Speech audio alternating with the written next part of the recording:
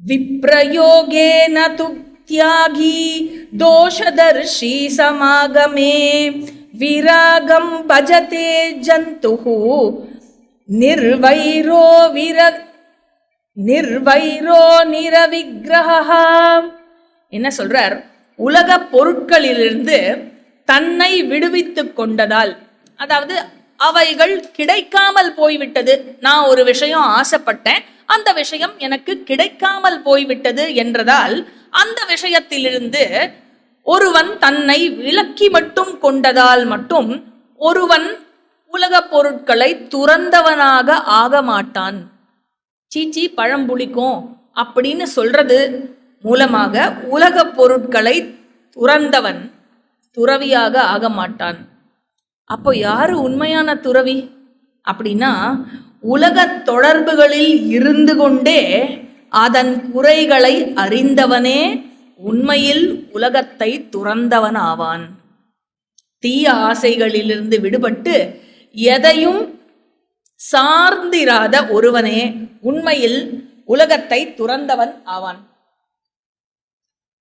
எனவே ஒருவன் நண்பர்களிடமோ தான் சம்பாதித்த செல்வத்திடமோ பற்று வைக்க கூடாது. தன் மீது வைத்திருக்கும் பற்றையும் ஒருவன் அறிவின் மூலம் களைய வேண்டும். இதெல்லாம் வேதாந்தம் படிச்சு சாதன சதுஷ்டய சம்பன்ன அதிகாரித்துவம்லாம் படிச்ச மாணவர்களுக்கு சொல்ற விஷயம்லாம் அவ்வளோ பியூட்டிஃபுல்லா இருக்கு. அதுக்கப்புறம் சொல்றார்,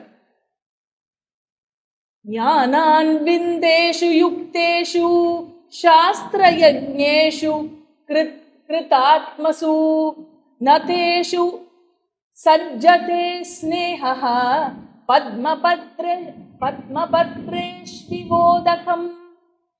என்ன சொல்றார்? நீருக்குள் மூழ்கினாலும் தாமரை இலையானது நனையாமல் இருப்பது போல நிலையற்றவைகளும் நிலையற்ற, அதாவது நீர்ல ஒட்டாத தாமரை அப்படின்னு உனக்கு எப்படி வித்தியாசம் தெரியறதோ அதே போல நிலையற்றவைகளும் எப்போதும் நிலைத்திருப்பவைகளும் இவை இரண்டிற்கும் மத்தியில் உள்ள வித்தியாசத்தை கண்டறிந்த மனிதன் சாஸ்திரங்களை அறிந்து அறிவால் சுத்திகரிக்கப்பட்டு அவன் பற்றால் பாதிக்கப்படாதவனாக இருப்பான் அப்படிங்கிறார் இந்த ஸ்லோகத்துல. அப்புறம் சொல்றார், ராகாபிபூத புருஷः காமேன பரிக்ருஷ்யதே இச்சா சஞ்சாயதே தஸ்ய ததஸ்த்ருஷ்ணா விவர்ததே த்ருஷ்ணா ஹி சர்வபாபிஷ்டாः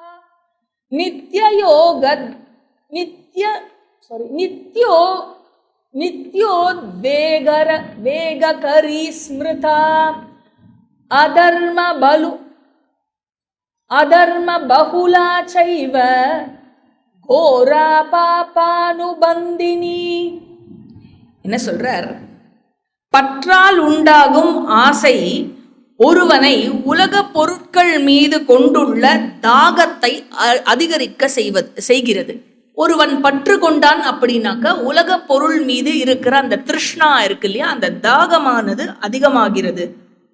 அதனால என்ன அர்த்தம்? தாகத்தினால புலன் இன்பத்தினுக்கான அந்த தாகம் அதிகரிக்கிறதுனால ஒருவன் பாபம் செய்ய தூண்டப்படுகிறான், ஒருவனை பாபம் செய்ய வழிவகுக்கிறது. அவனை அறத்திலிருந்து அது விலகிவிட்டு அவனை கொடியவனாக்கி விடுகிறது. ஒரு தீயவனால் அந்த விஷயத்தை துறக்கவே முடியாமல் போகிறது. உண்மையில் அவனுக்கு அது மரண நோயாக விளைகிறது அப்படிங்கிறார். அப்புறம் சொல்றார்,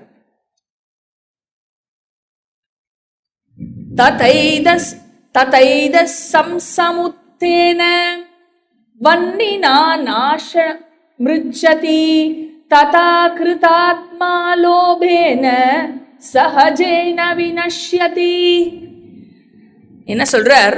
ஒரு விறகில் ஏற்பட்ட நெருப்பு, ஒரு விறகு கட்டை இருக்கு, ஒரு விறகு பண்டில் இருக்குன்னு வச்சுக்கோங்க, அந்த பண்டில்ல ஒரு விறகு நெருப்பு பிடிச்சது அப்படின்னு சொன்னா ஒரு கட்டு விறகையே அந்த நெருப்பு உட்கொள்ளுவதை போல அசுத்த எண்ணம் கொண்ட மனிதன் தனது பேராசையால் அவன் மொத்தமாகவே அழிவை சந்திக்கிறான். ஒரே ஒரு அசுத்த எண்ணம் இருந்தால் போதும், அவனை மொத்தமாக அது அழித்து விடுகிறது. இன்னொன்னு என்ன சொல்றாருன்னா, இறைச்சி துண்டானது காற்றில் இருந்தால், இறைச்சின்னா தெரியும் இல்லையா, மீட், அது அந்த துண்டானது காற்றில் இருந்தால் என்ன ஆகும்? பறவைகளால் அது விழுங்கப்படும். நிலத்தில் இருந்தால் இரை தேடும் விலங்குகளால் அது விழுங்கப்படும். நீரில் இருந்தால் மீன்களால் அது விழுங்கப்படுவது போல செல்வந்தனாகியவன் அவன் எங்கிருந்தாலும் ஆபத்தை நோக்கியபடியே தான் இருப்பான்.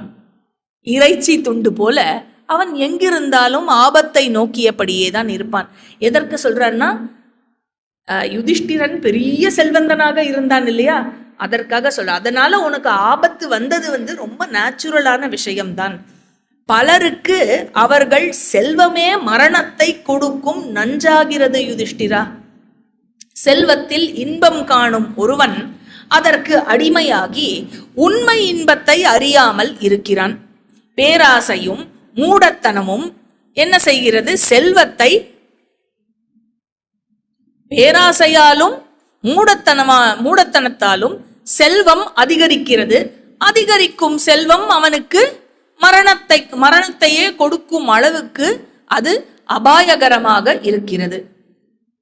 அதுக்கப்புறம் கஞ்சத்தனம், பகட்டு, தற்பெருமை, அச்சம், துயரம் இவைகளுக்கு செல்வமே மூலமாகும். அப்புறம் சொல்றார்,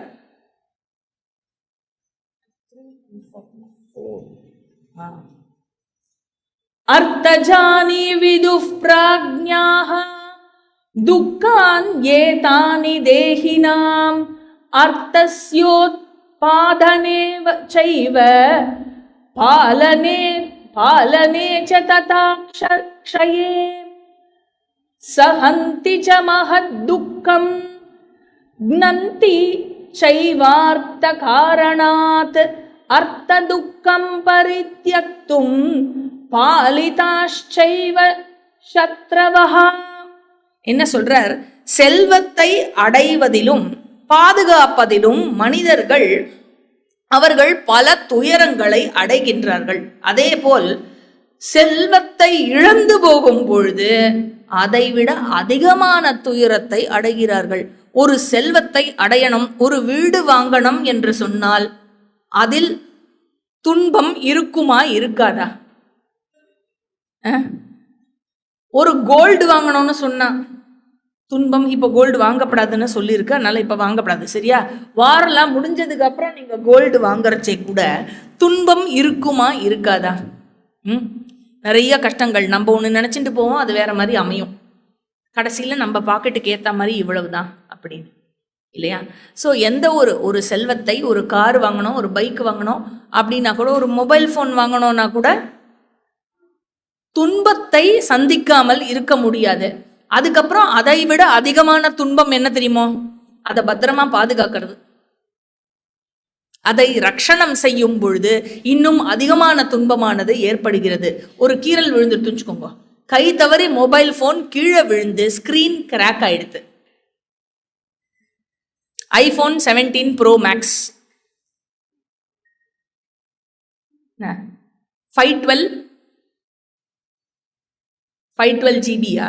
இப்போ 512 ஜிபி 2 லட்சம் ரூபா ஆகும்னு வைங்கோ. கை தவறி கீழே வந்து அந்த பாறை புதுசாக வாங்கியிருக்கேன்னு கடையிலேருந்து வந்து ஆற்றுல காட்டும்போது டமால் என்ன ஆகிறது? வாங்கும்போது அதை கஷ்டப்பட்டு காடை தேய்ச்சி இது எப்போ அடைக்க போறேனோ கடனை அப்படின்னு வாங்கும்போது இருந்த துக்கத்தை விட இன்னும் அதிகமான துக்கம் ஏற்கனவே கடனில் இருக்கும் பொருள் என்னுடைய உபயோகத்துக்கு கூட சிரமப்படும் பொழுது. அதெல்லாம் கஷ்டப்பட்டு ஏதோ பண்ணி நம்ம சரி பண்ணி அதை உபயோகிச்சுட்டு இருக்கோம்னு வைங்கோ, திடீர்னு அதை காணும். எங்கேயோ கல்யாணத்துக்கு போனேன், சாப்பிட்டு கையில் பறிச்சேன், அந்த டேபிள்லேயே வச்சு மறந்துட்டு வந்துட்டேன். அதுக்கப்புறம் திருப்பி அதே இடத்துக்கு போனால் அதை காணும், போச்சு. ஃபோன் பண்ணால் நாட் ரீச்சபிள்னு வருது. 1 நாள் ஆச்சு, 2 நாள் ஆச்சு, 3 நாள் ஆச்சு, ஃபோனை காணோம். இல்லையா? அடையும் பொழுது ஒரு துன்பம், அதை ரட்சணை செய்யும் பொழுது அதை விட அதிகமான துன்பம், அது நாசமாகும் பொழுது துன்பமோ துன்பம். இன்ஃபேக்ட் இங்கே சௌனக பிராமணர் சொல்ற விஷயத்த பதஞ்சலி ரிஷி அவருடைய யோக சூத்திரத்துல சொல்லியிருக்காரு. ஆர்ஜனே துக்கம், ரக்ஷனே துக்கம், நாசனே துக்கம், அதனால துக்கமேவ சர்வம். இதுல எங்க சந்தோஷம் இருக்கு? நீ அர்த்த காமத்தை என்ஜாய் பண்றேங்கிறது அதுலயே எனக்கு சந்தோஷம் தெரியலையே, எங்க இருக்குன்னு கேட்பார். அதனால அதுவும் துயரத்தையே தானே கொடுக்கிறது. செல்வம் அடைவதும் காப்பதும் அழிவதும் கூட துயரத்தையே தானே கொடுக்கிறது. செல்வத்திற்காக ஒருவனுடைய வாழ்க்கையே பறிபோகிறதே. செல்வத்தை சேர்ப்பதால் துயரம் மாத்திரமே மிஞ்சுகிறது.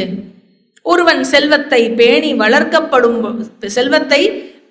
வளர்க்கப்பட்டு அந்த செல்வம் மற்றொருவன், அப்புறம் அந்த செல்வம் மற்றொருவன் கையில் மாறி அந்த மாதிரி போகும் பொழுது என்ன ஆகிறது? செல்வத்தின் பொருட்டு இருவர் மத்தியில் பகைமை ஏற்பட்டு, அண்ணன் தம்பியாகவே இருந்தாலும், தந்தை மகனாகவே இருந்தாலும், உறவினர்களாகவே இருந்தாலும் அவர்கள் மத்தியில் என்ன ஆகிறது? உறவு முறிந்து எதிரியாகி விடுகிறார்கள் செல்வத்தின் காரணமாக. எனவே இவ்வளவு துயரங்களை கொடுக்கும் செல்வத்தின் அழிவை கண்டு ஞானமுள்ள ஒருவன் துயர் கொள்ள மாட்டான். யுதிஷ்டிரா, உனக்கு செல்வம் எல்லாம் போயிடுது அப்படின்னாக்கா அதை கண்டு நீ ஏன் துயர் கொள்கிறாய்? இத்தனை தோஷங்கள் இருக்கிறது செல்வத்தில், அதனால அதை கண்டு துயர் கொள்ளாதே. அறியாமை கொண்டோர் மட்டுமே செல்வத்தினால், செல்வம் போவதினால் திருப்தி அடையாமல் இருப்பார்கள். ஞானமுள்ளோர் எப்பொழுதும் திருப்தியுடனே தான் இருப்பார்கள். எனவே வலியை உணர்ந்து செல்வத்தை சேர்ப்பதை, செல்வத்தை நாடுவதை, அதை ஒருவன் கைவிட வேண்டும். பிரச்சனைகள் இல்லாத எந்த செல்வமுமே இல்லை, தோஷம் இல்லாத எந்த செல்வமுமே இல்லை. அதன் காரணமாகவே தான் அறம் சார்ந்தோர் செல்வத்தின் மீது ஆசை இல்லாதவர்களாகவே இருந்தார்கள். செல்வத்தின் மீது ஆசைப்படாதவர்களை மெச்சினார்கள். நிச்சயமாக சொல் யுதிஷ்டிரா, சேறுபட்ட கைகளை கழுவிக் கொள்வதை காட்டிலும் சேற்றை தொடாமல் இருப்பது நல்லது இல்லையா அப்படிங்கிறார். யுதிஷ்டிரா, நீ ஆசைப்படாமல் இருக்க வேண்டும். அறம் உனக்கு வேண்டும் என்றால் உலக உடைமைகள் மீதிருக்கும் ஆசைகளில் இருந்து நீ உன்னை விடுவித்துக் கொள். யுதிஷ்டிரருக்கு சொல்ற மாதிரி இருக்கும் அது. ஆசைப்படாத, செல்வத்துல நீ ஆசை வச்சுக்காத. ஆனா யுதிஷ்டிரர் எனக்கு சொல்றல இது எல்லாத்தையும் நான் யாருன்னு தெரியுமா அப்படின்லாம் பேசல இல்லையா. சௌனக பிராமணர் இப்படி சொல்லி முடிச்ச உடனே பியூட்டிஃபுல்லா பிரசன்ட் பண்றார் யுதிஷ்டிரர். என்ன சொல்றார்? ஏ பிராமணரே, செல்வத்தை நான் விரும்புவது அது கிடைத்தவுடன் இன்புற்று இருப்பதற்காக இல்லை. பிராமணர்களை தாங்கிக் கொள்ளவே நான் செல்வத்தை விரும்புகிறேன். பிராமணர்களுக்கு நான் செய்ய வேண்டிய அறத்தை, தானத்தை கொடுத்து அவர்களை பார்த்துக் கொள்வதற்காகவே தான் நான் செல்வத்தை விரும்புகிறேன். பேராசையின் காரணமாக நான் செல்வத்தை விரும்பவில்லை. இல்லற வாழ்வை மேற்கொண்ட நோக்கத்தின்படி, இல்லற வாழ்வினுடைய கிரகஸ்தாசிரம தர்மத்துடைய நோக்கத்தின்படி எங்களை தொடர்பவர்களை நாங்கள் பேணி பாதுகாக்க வேண்டும். எங்க கிட்ட யாரு வந்திருக்காளோ அவளை காப்பாற்ற வேண்டியது கிரகஸ்தனினுடைய பொறுப்பு. இல்லற வாழ்வை வாழ்பவன் தனது உணவை தனக்காக சமைத்து கொள்ளக்கூடாது. தனது உணவை சமைத்து கொள்ளாதிருக்கும் யதிகளுக்கும் பிரம்மச்சாரிக்கும் தன்னுடைய உணர்வை பகிர்ந்து கொடுக்க வேண்டும். ஆத்துல என்ன சாப்பாடு சமைக்கிறாளோ அது எனக்கு மட்டும், எத்தனை பேர் இருக்கா, நீ எத்தனை இட்லி, நீ அப்புறம் எத்தனை, நீ எத்தனை சாப்பிடுவ, 1 2 3 4 இத்தனை 10 இட்லி வாத்தா போதும், அப்படி வாக்கப்படாது இல்லையா. எனக்கு மட்டுமே உணவை சமைத்து கொள்ளக்கூடாது. என் குருநாதர் சொல்வார், ஆத்துல நாங்க 2 பேர், எனக்கு 2 இட்லி உனக்கு 2 இட்லி, கதவை சாத்து அப்படி. அந்த மாதிரி சமைத்து சாப்பிடுவது கூடாது. பிராமணர்களுக்கும் பிரம்மச்சாரிகளுக்கும் யதிகளுக்கும் தன் உணவை பகிர்ந்து கொடுக்க வேண்டும். நல்ல மனிதர்கள் அவர்களுடைய வீடுகளில் அமர்ந்து கொள்வதற்கு இடம் இல்லாமல், புல் இல்லாமல், அந்த ஆசனம், அந்த மேட் இருக்கும் இல்லையா, தர்ப மேட்டு, அந்த காலத்துல தான் அதுதான் கார்பெட்டு, பெட்ஷீட்டு, அந்த மாதிரி தான் தர்பேல பண்ணி இருக்கும். அந்த மாதிரி புல் இல்லாமல் இருந்தாலோ, ஓய்வு எடுத்துக் கொள்வதற்கு இடமில்லாமல் இருந்தாலோ, கழுவுவதற்கும் தாகத்தை தணித்துக் கொள்வதற்கும் தண்ணீர் இல்லாமல் இருந்தாலோ, நாலாவதாக இன்சொல் இல்லாமல் இருந்தாலோ, இந்த 4 விஷயமும் இருக்கவே கூடாது. மற்றதெல்லாம் இல்லாட்டி கூட பரவாயில்ல, மற்றதே இல்லாம இருக்கக்கூடாது. நாலாவதாக இருக்கும் இந்த இன்சொல், நல்ல சொல், இனிமையாக பேசுவது, அது இல்லாமல் இருக்கக்கூடாது. எங்க? யாரெல்லாம் தன்னை நல்ல மனிதர்கள் என்று நினைத்துக் கொள்கிறார்களோ அவர்களுடைய இல்லத்தில். களைப்புற்றவனுக்கு படுக்கையும், சோர்ந்திருப்பவனுக்கு அமர்வதற்கான ஆசனமும், தாகத்தில் இருப்பவனுக்கு தண்ணீரும், பசித்திருப்பவனுக்கு உணவும் எப்பொழுதும் கொடுக்கப்பட வேண்டும். விருந்தினர்கள் வீட்டுக்கு வந்தால் என்ன பண்ணணும்?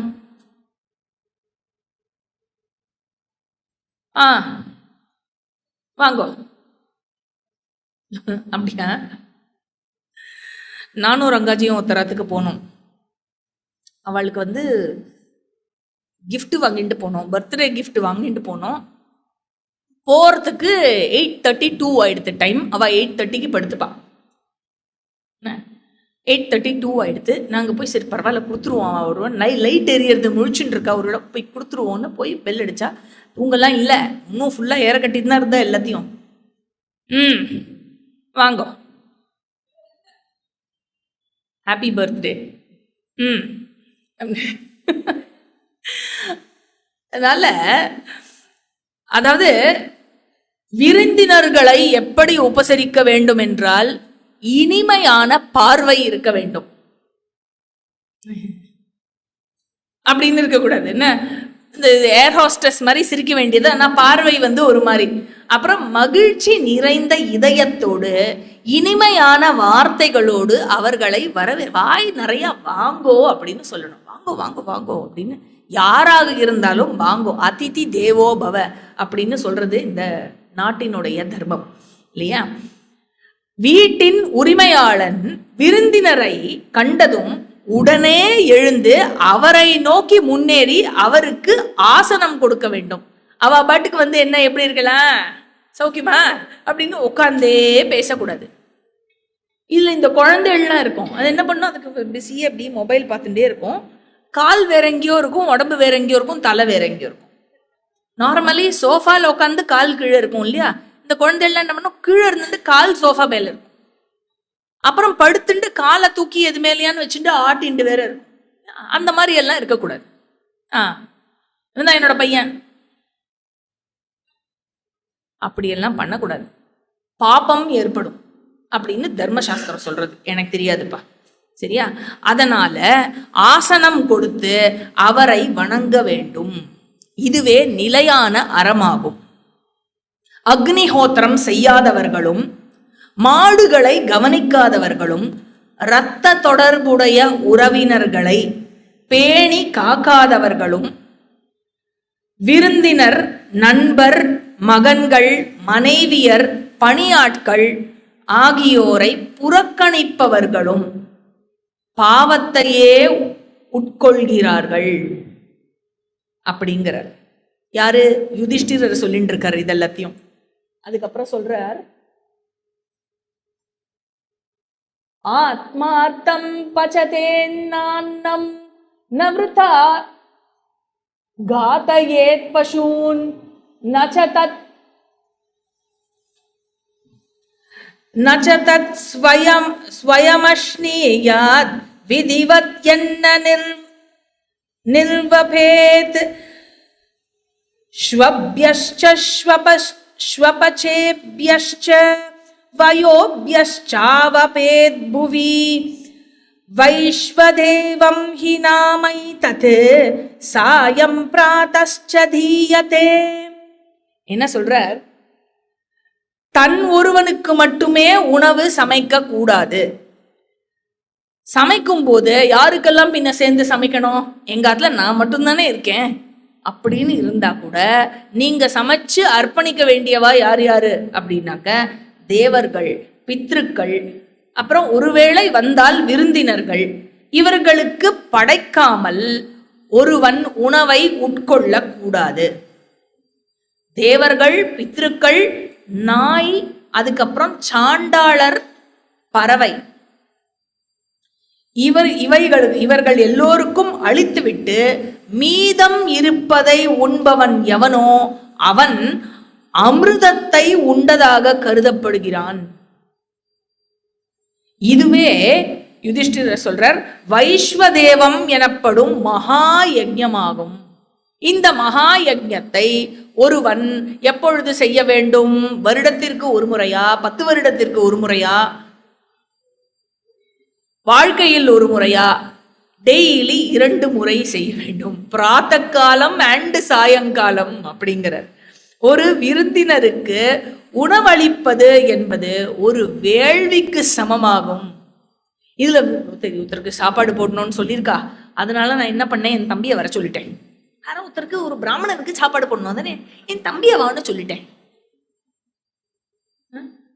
அப்புறம் என் ஃப்ரெண்டை வான்னு கூப்பிட்டுட்டேன். எனக்கு ஃபேவரட்டா யாரு இருக்காளோ அவளை வான்னு கூப்பிட்டு அவளுக்கு சாப்பாடு போடுறது, அவளுக்கு தான். அதுக்கப்புறம் வந்து என் பொண்ணு வைத்த பேத்தி இருக்கா இல்லையா, நான் தானம் கொடுக்கணும், ஒரு கன்னியா குழந்தைக்கு தானம் கொடுக்கணும்னு சொல்லிட்டு என் பொண்ணு வைத்த பேத்தியை கூப்பிட்டு அவளுக்கு பாவாடை சட்டை வாங்கி தானம் பண்ணியாச்சு. இதெல்லாம் தானத்தோட சேர்த்தி கிடையாது. அப்புறம் நம்ம சாப்பிட்டுட்டு மிச்சம் மீதி இருக்கிற ஃபுட்டு இருக்குல்ல, அதெல்லாத்தையும் வந்து யாருக்கான கொடுக்கறது எல்லாம் நல்ல விஷயம்தான் இல்லைங்களா, ஆனால் தானத்தோட சேர்த்தி கிடையாது. சரியா? சாப்பிட்றதுக்கு முன்னாடி கொடுக்கறது தான் தானத்தோட சேர்த்தியா வரும். அதுவும் விரும்பியவர்கள் விரும்பாதவர்கள் என்று பார்க்காமல் கொடுப்பது. சரியா? சோ விருந்தினரை இனிமையாக பார்ப்பது, அர்ப்பணிப்புடன் அவர்களை கவனிப்பது, அதுக்கப்புறம் இனிமையாக பேசுவது, அவர்களுக்கு அளிக்கும் மரியாதை, கொடுக்கும் உணவு, நீர், இந்த 5ம் யாகத்தின், இதுவே ஒரு பெரிய யாகம். அந்த வைஸ்வதேவம்ங்கிற யாகத்தின் 5 தட்சிணைகளாகும் அப்படிங்கிறார் யுதிஷ்டிரர். கண்டிராத, இதுவரைக்கும் பார்க்கவே பார்க்காத, களைத்து போன ஒரு வழிபோக்கனுக்கு அளவற்ற உணவை எவன் ஒருவன் அளிக்கிறானோ அவன் பெரும் நன்மையை அடைகிறான். இவ்வாறு இல்லற வாழ்வு வாழ்பவன் பெரும் ஆன்ம தகுதிகளை அடைகிறான். ஓ பிராமணரே, இது என்னுடைய கருத்து, தங்கள் கருத்து என்ன அப்படின்னு கேட்கிறாரு யுதிஷ்டிரர். சௌனக பிராமணர் சொல்றார், யுதிஷ்டிரா, இந்த உலகம் முரண்பாடுகள் நிறைந்தது. நல்லோரை அவமதிக்கவும் தீயோரை திருப்திப்படுத்தவும் செய்கிறது இந்த உலகம். மனிதர்கள் புலன்களுக்கு அடிமையாகி மூர்க்கத்தனமாக செயல்பட்டு பாவ வழியில் அவர்கள் இழுத்துச் செல்லப்படுகிறார்கள். இவையே அறிவற்றவரின் நடைமுறையாக இருந்து வருகிறது. இனி லாபம் தரும் தர்மம் மற்றும் மோக்ஷத்தை முனைப்புடன் யாரு ஃபாலோ பண்ண விரும்புகிறாரோ, தர்ம மோக்ஷ மார்க்கத்தை யாரு ஒருவர் முனைப்புடன் ஃபாலோ பண்றதுக்கு விரும்புகிறாரோ அந்த ஞானமுள்ளவர்களின் வழியை சொல்கிறேன் கேள் அப்படிங்கிறார். ஏன்னா இவ்வளவு அறம் தெரிந்த ஒருவனுக்கு மேலும் இனி அறத்தை போதிக்க முடியாது அப்படிங்கிறது சௌனக பிராமணருக்கு நன்னாவே தெரியும். அடுத்தது யுதிஷ்டிரருக்கு இன்னும் எது மேன்மையை தருமோ, இப்போ எந்த விஷயத்துல யுதிஷ்டிரர் மாட்டின் இருக்காரோ அந்த விஷயத்திலேருந்து அவரை எப்படி ஃப்ரீ பண்ண முடியுமோ அதற்கான மார்க்கத்தை ரொம்ப பியூட்டிஃபுல்லா சொல்றார். என்ன சொல்றார் சௌனக பிராமணர்? வேத கல்வி, பரிசளிப்பு, தவம், அப்புறம் பேச்சில் இருக்கும் உண்மை, செயலில் இருக்கும் உண்மை, அதுக்கப்புறம் மன்னிக்கும் தன்மை, புலனடக்கம், ஆசையை துரத்தல், இந்த 8 கடமைகளும் சத்தியத்திற்கான வழிகளை உண்டாக்குகிறது என்று பெரியோர்களால் தீர்மானிக்கப்பட்டுள்ளது. அபிமானம் இல்லாமல் இந்த கடமைகளை நீ செய்ய வேண்டும். இந்த உலகை வெல்ல நினைப்பவர்கள், இந்த உலகை வெல்ல நினைப்பவர்கள்னா திருப்பி ஒரு ராஜசூய யஜ்ஞம் பண்ணி ராஜாவாகிறத பத்தி சொல்ல. இந்த உலகை வெல்ல நினைப்பவர்கள்னா மோட்சத்தை அடைய விரும்புவோர்கள் நோக்கங்களை துறந்து, அதாவது காமியத்தை துறந்து, புலன்களை அடக்கி, நோன்புகளை நோற்று, அர்ப்பணிப்புடன் தங்கள் ஆசானை சேவித்து, அவருக்கு முக்கியமாக தட்சிணை கொடுத்து, விடாமுயற்சியுடன் வேதத்தை கற்று, செயல்களை அறிவால் துறந்து மனதை கட்டுப்படுத்த வேண்டும். ஆசையையும் வெறுப்பையும் கைவிட்டே தேவர்கள் மேன்மையை அடைந்தார்கள். ராகமும் இருக்கக்கூடாது, துவேஷமும் இருக்கக்கூடாது. இரண்டையுமே கைவிட்டதனால் தேவர்கள் மேன்மையை அடைந்தார்கள். எனவே யுதிஷ்டிரா, நீயும் சகாமியமாக செய்யும் விஷயங்களை விட்டுவிடு. காமியார்த்தமாக செயலில் ஈடுபடாதே. நோக்கத்துடன், ஒரு விஷயத்தை அடையும் விருப்பத்துடன் செயலில் ஈடுபடாமல், அதிலிருந்து அவ்வாறு செய்யும் செயல்களிலிருந்து முழுமையாக விடுபட்டு தவச் செயல்களில், அதாவது யோகத்தில் வெற்றியடைய, தவத்தில் வெற்றியடைய நீ முயற்சி செய். நீ தவத்தில் வெற்றியடைந்தால் அந்த தவத்தை கொண்டு உன்னுடைய பெரிய விருப்பமாகிய மோட்சத்தை அடையலாம் அப்படிங்கிறத சொல்றாரு. therefore qualify for moksha. இவ்வளவு தர்மம் தெரிஞ்சிருக்கு, இவ்வளவு பெரிய தர்மனிஷ்டனா நீ இருக்கேன்னா அடுத்து என்ன செய்யணும்? அதுலேயேவா இருந்துடணும்? அடுத்ததுக்கு மோட்சத்துக்கு போ அப்படிங்கிறத இவர் இங்க சொல்றார். வைஷம்பாயனர் சொல்றார், சௌனகர் இப்படி சொல்லி முடிச்ச உடனே, சௌனக பிராமணர் அவர் இப்படி சொல்லி முடிச்ச உடனே யுதிஷ்டிரர் தன்னுடைய தம்பிகளுக்கு மத்தியில் தன்னுடைய புரோகிதரான தௌமியரை அணுகினார். இப்போ பிராமணர் இப்படி சொல்லிட்டார், சௌனக பிராமணர் இப்படி சொல்லிட்டார். இப்ப நான் என்ன செய்யணும்னு எனக்கு தெரியலையே, நெக்ஸ்ட் நான் என்ன செய்யணும் அப்படிங்கிறதுக்கு வழிகாட்டுறதுக்காக தான் புரோகிதர்கிட்ட கேட்கிறார். வேதம் அறிந்த பிராமணர்கள் கானகம் நோக்கி, அதாவது என்னை தொடர்ந்து அவர்கள் கானகம் நோக்கி செல்லும் என்னை அவர்கள் தொடர்ந்து வருகிறார்கள். பேராபத்துகளாலும் மற்ற விஷயங்களாலும் துயரப்பட்டு கொண்டிருக்கும் என்னால் இவர்களை தாங்க இயலாது. அதே சமயத்தில் இவர்களை என்னால் கைவிடவும் இயலாது. இவளை வச்சுக்கவும் முடியல, போனும் சொல்ல முடியல என்னால. அவர்களுக்கு வாழ்வாதாரத்தை வழங்கும் சக்தியும் என்னிடம் கிடையாது. தௌமியரே, இச்சூழலில் நான் என்ன செய்ய வேண்டும்?